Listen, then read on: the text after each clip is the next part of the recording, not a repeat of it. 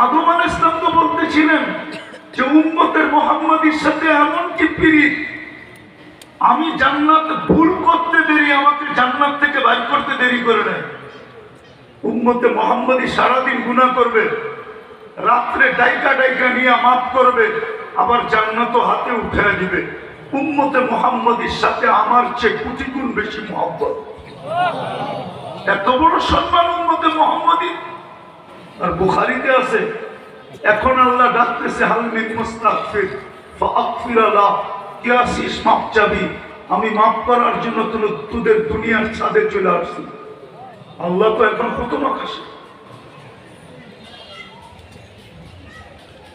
তারপরও বলছেন, আরেকটাও বলছেন যে কেমন ভালোবাসা উম্মতে মুহাম্মাদীর সাথে।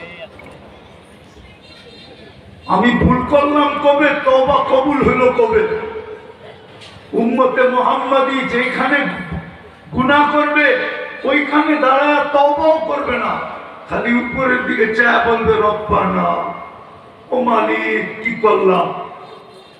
উপর থেকে সাথে সাথে জবাব দিবে আলিমা আবদি আন্না লাহু রাব্বা। বান্দা জানলো, বন্ধুর উম্মত জানলো একজন রব আছে। রব তো বললো মাপ চাখান না চাক, তাতে কি আসে যায়, গফারতু লাহ, আমি মাফ করে দিলাম। আল্লাহকে তো যদি জিজ্ঞেস করি কতটি মাফ করবেন, ওইটা তো আরেক হাদিসে শুনাইতেছে, ওয়ালাউ বালাগাত দুনুবুকা ইনানাস সামা। তোর গুনাহ যদি সৌরজগৎ ভরাও আকাশ ভেদ করে উপরে চলে যায়, তারপরও মাফ চাইলে মাফ করে দেব। ওই উম্মতের এই দুরবস্থা, চোখ বিয়োগ কমার মিলে না। কিন্তু আমি শেষ জায়গায় চলে আসলাম। কালকে যারা আসবে তারা শোনাবে, দুরবস্থা হবে না তো হবে না কেন? আল্লাহ তো নিজের দাবি ছেড়ে দিয়েছিলেন। যদিও দাবি ছিল আতিউল্লাহ, আল্লাহকে মানো, আল্লাহকে মানো, কিন্তু আল্লাহ তো নিজের দাবি ছেড়ে দিয়েছেন এক প্রশ্নের কারণে। লা তারা কাল উয়ুন, মালিক মানবো তো মানবো কি করে, তোকে তো চোখে দেখি না। ওয়ালা তুখালিতুকা দুনুন, তোকে তো ধ্যান ধারণায় আনা যায় না। ওয়ালা ইয়াসিফুকাল ওয়াসিফুন, তোকে তো বর্ণনা দিয়ে শেষ করা যায় না।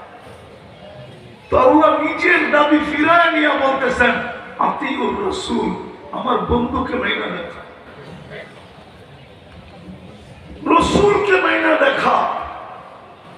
যে রসুলের কারণে সব পাইলেন,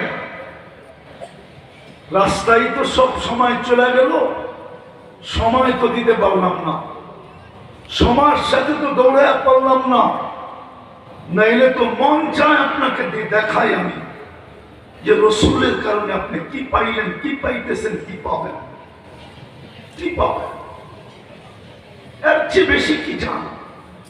কিয়ামতের মাঠে তো এই উম্মতকে আল্লাহ ময়দানে দাঁড়াইতে দিবে না, ইল্লা মাশা আল্লাহ, কিছু লোক ব্যতীত এই উম্মতকে তো আল্লাহ কিয়ামতের মাঠে দাঁড়াইতে দিবে না। কেননা এই উম্মত তো শুহাদা আলান নাস, সাক্ষী, কিয়ামতের মাঠে বিচার কার্যের সাক্ষী। আর আসামি আর সাক্ষী এক জায়গায় দাঁড়ায় না, এটা নিয়ম নাই। এই জন্য জালালউদ্দিন সুয়ুতির কিতাব পড়া দেখেন, কিতাব পড়া দেখেন, কিতাবের নাম বলবো না, পড়া দেখেন, ওনার কিতাব খোঁজেন আর পড়তে দেখেন। উনি তো লেখছেন কিয়ামতের দিন আল্লাহর পাশে স্টেজ লাগাবে, ওই স্টেজে এই উম্মত দাঁড়াবে।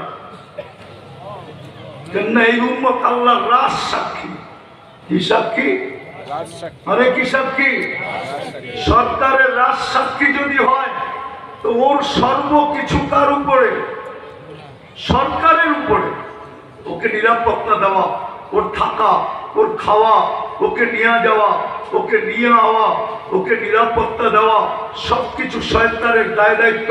কেননা ওকে মাইরা ফেললে সাক্ষী পাওয়া যাবে না, কেস উড়া যাবে। তো কিয়ামতের মাঠে সব দায় দায়িত্ব আল্লাহর উপরে। এই উম্মত কিয়ামতের মাঠে 100 লক্ষ উম্মতের উপরে রাজ সাক্ষী। এর চেয়ে বড় মর্যাদা কি চাই?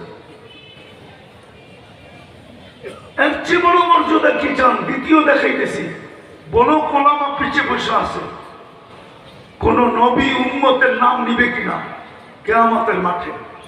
সমস্ত নবী তো বলবে নফসি নফসি নফসি নফসি, মিন আদম ইলা ঈসা, আদম আলাইহিস সালাম থেকে নিয়ে ঈসা আলাইহিস সালাম পর্যন্ত সমস্ত নবী কিয়ামতের মাঠে নফসি নফসি বলতে থাকবে। আল্লাহ আমাকে বাঁচান। এক রিওয়ায়াতে পাইছি, আম্মা জান জিজ্ঞাসা করছে কিয়ামতের দৃশ্য কেমন হবে? আয়েশা রাদিয়াল্লাহু তাআলা আনহা বলছে, আয়েশা আয়েশা, কিয়ামতের দৃশ্য আমি তোমাকে শোনাবো।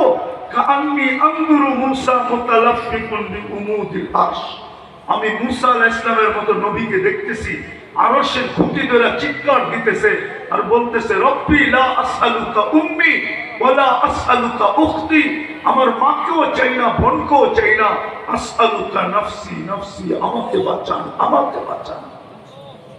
ওই দিন আপনার আমার নবী, আজকে আমার সমাজে তো পাওয়া যায় সামান্য একটু পদস্থি পদ পাওয়ার জন্য,